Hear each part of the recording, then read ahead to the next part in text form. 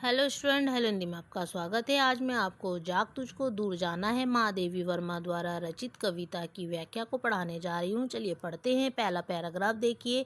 चीर सजग आंखें उन्नीदी आज कैसा व्यस्त बाना, जाग तुझको दूर जाना।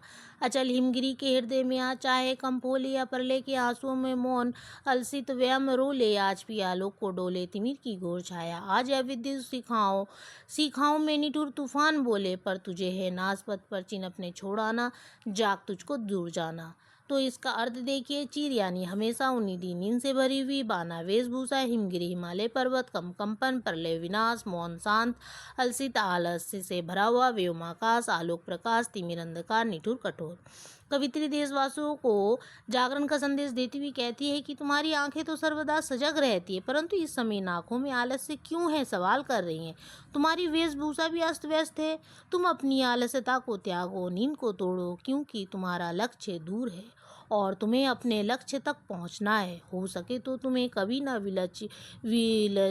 विचलित होने वाले हिमालय पर्वत के हृदय में भय से कंपन होने लगे, या चाहे आकाश थककर प्रलय के आंसू के रूप में रो उठे, यानी बारिश हो, या चाहे समस्त प्रकाश को अंधकार घेर ले और संपूर्ण संसार में अंधकार ही रह जाए, चाहे आकाश में सूर्य या चंद्रमा ही ना दिखाई दे, चाहे बिजली की चमक के साथ भयंकर तूफान आ जाए, किंतु तुम निराश मत होना, क्योंकि तुम्हें अपने लक्ष्य तक पहुंचना है।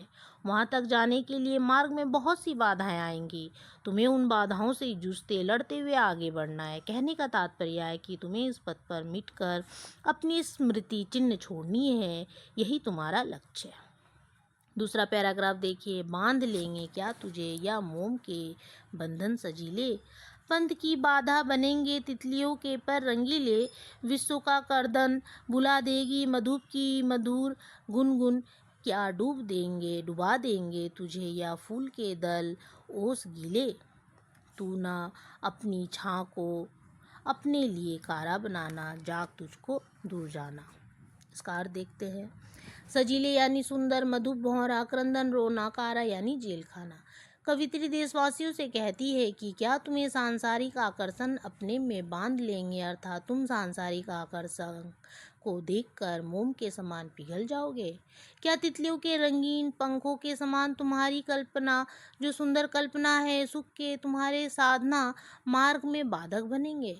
इस संसार में पीड़ित मनुष्यों की क्रंदन को तुम भूल जाओगे और सांसारिक मोह माया में तुम्हारा मन लग जाएगा। भौरों की मधुर गुनगुनाहट जैसे क्षणिक सुख क्या तुम्हें लक्ष्य से विचलित कर देंगे। काल्पनिक सुख की तरह ओस की गीले फूल अपने आकर्षण से तुम्हारे मार्ग में बाधा ला देंगे। अर्थात कवित्री सावधान करती हुई कहती है कि संसार की समस्त आकर्षण और सुख क्षण मात्र है।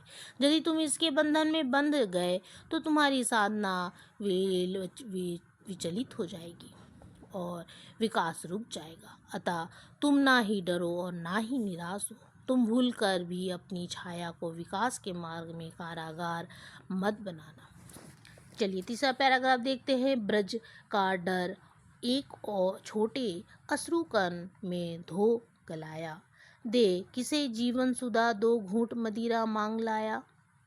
सो गई आंधी मलय की बात का उपधान ले क्या, विश्व का अभिशाप क्या चीर नींद बनकर पास आया। अमरता सुच चाहता क्यों मृत्यु को उर में बसाना, जाग तुझको दूर जाना। वज्र मतलब कठोर, मदिरा शराब, उपधान मतलब सहारा, सुधा मतलब अमृत, मलय यानी सफ़ेद चंदन और सुत मतलब बेटा। चलिए व्याख्या देखते हैं।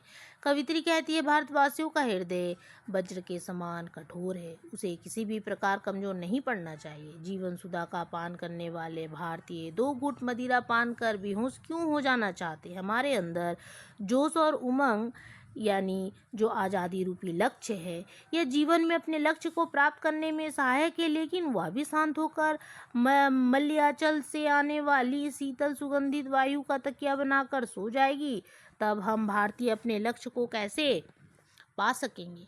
कवित्री कहती है भारतीयों की आत्मा अमर है, अतः वह अमरता का पुत्र है, फिर वह अपने अंदर मृत्यु का डर क्यों बिठा रहा है। आलस्य पूरी दुनिया का अभिशाप है जो व्यक्ति को उसके लक्ष्य तक पहुंचाने में बाधक है, अतः इससे बचकर रहना चाहिए। 4 नंबर पैरा देखिए।